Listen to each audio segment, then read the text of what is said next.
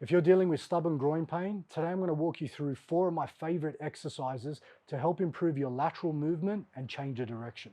Just to provide you with some context before we crack into these exercises, not too long ago, I recently tore my adductor during BJJ practice. Now, the 4 exercises we're going to work through have provided tremendous relief in pain, inhibition, and improved my overall quality of movement in the frontal plane.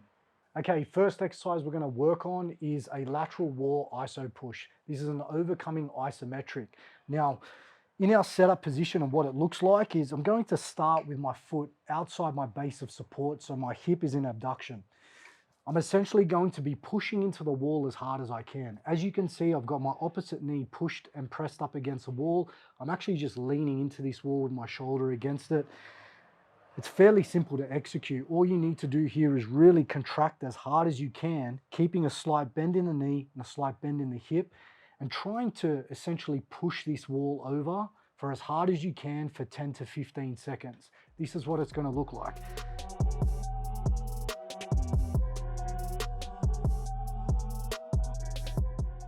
Now, I would repeat 1 rep per side for 10 to 15 seconds, and then I would move on to the next exercise. Second exercise we're working on is a lateral lunge variation. I've got a bar set up here on a squat rack. Before we go into the nuances, I'm just going to demonstrate what it looks like.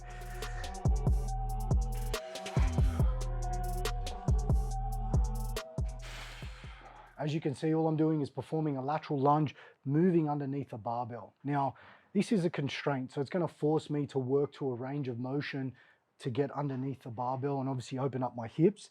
As I'm stepping through, what you'll notice is I'm moving through almost like a wide stance sumo deadlift position as I'm directly underneath the bar. You're going to get a really nice stretch through your adductors here. And as you pull yourself through, you have to load that hip really hard in order to slide that leg through. And then as we step under, you'll notice that you're getting a lot of hip abduction as you're stepping away from the body, and then we have to pull hard on the way through. Now, I would recommend higher reps when you're doing this exercise. I would probably start with a minimum of 12 reps. You really start to feel a difference when your hips open up after around 8 reps. Now, the height of the bar is obviously going to be specific to you. So if you're a lot more mobile than I am, you can definitely challenge this with a lower bar. Okay, so exercise number 3 is a lateral sled walk. All you're going to need is a strap, a sled. You don't need a lot of weight to do this exercise. If you're working in a commercial gym and you don't have a strap, a waist strap, you can use whatever they've got. If it's just a TRX band, you can just use it and hold it out to the side as you're walking in the frontal plane. Now, main points of performance here, when you're doing this exercise, you want to lean into the actual strap or the weight that you've got so that you can actually move laterally. Now, when I'm stepping and I'm driving and I'm moving in the frontal plane, I want to think about pushing and pulling. So from here, I'm pulling with this hip and I'm pushing with this leg here. So I'm coming down and pushing, and then I'm pulling, pushing, pulling, pushing and pulling. Now, I do want to keep my pelvis square, ideally, and I want to be facing the wall here, or I just want to be facing out, making sure that I'm really moving laterally here and I'm not trying to turn my body this way as I'm moving in the frontal plane. Now, the distance that you can use, I would recommend 20 meters per side, anywhere where you chase a nice pump around the hip. You are going to feel your adductors and your lateral hip, especially when you're stepping out, you will feel your lateral hip working. And then as you're pulling through, you will feel your groin working there. You're probably wondering why I'm standing here with a broomstick or a mop handle. It's just for balance. So we're going to be working cable hip abduction and adduction. So we're going to be working the lateral hip. We're going to be working the adductor as well. Now, as you can see, I've got a strap around a cable. If you don't have a cable, you could probably use a band, but I would recommend using a cable for this exercise. Now, you don't need a lot of weight. Obviously, it's dependent on your strength and your capabilities. All I'm going to do is I'm going to stand out here. It doesn't matter which hand you hold the broomstick in, just as long as you're balanced. Now, I'm going to be standing on one leg. Now from here, what you can see is I'm letting the cable pull me across into adduction. So that leg going across my body, internal rotation, as it's going across towards the rack is adduction.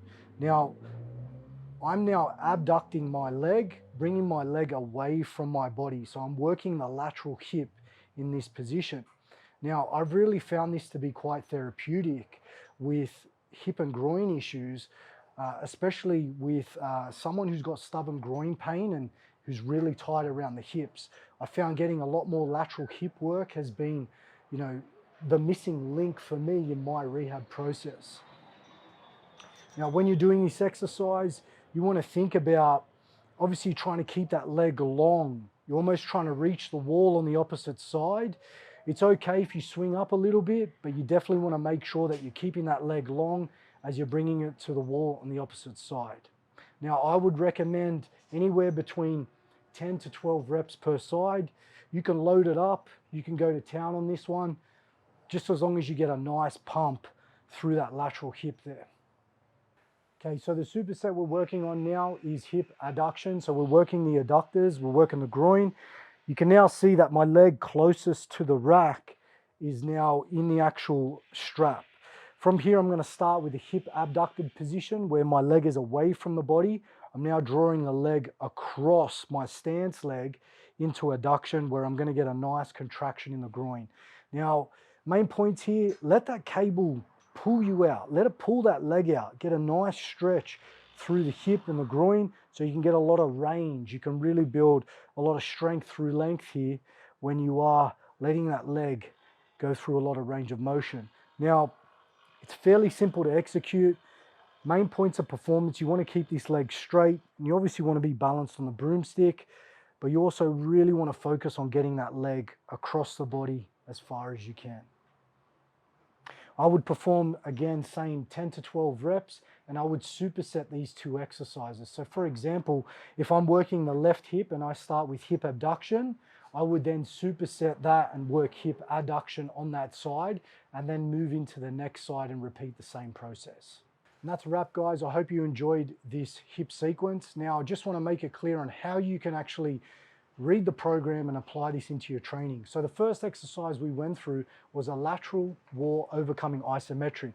That would be considered A1. That would be superset with the lateral lunge moving underneath the bar. I would repeat that for a total of 3 sets for the prescribed reps before you move into B1 and B2, which would be the lateral sled walk with the sled. And then I would superset that with the last exercise we went through, which was the cable hip abduction and adduction. So guys, I really hope you enjoyed this sequence. If you got any feedback, please drop it in the comments below. And like I said, if you need help with physical preparation for combat sports or rehab and you want to work with me directly, check out the links below.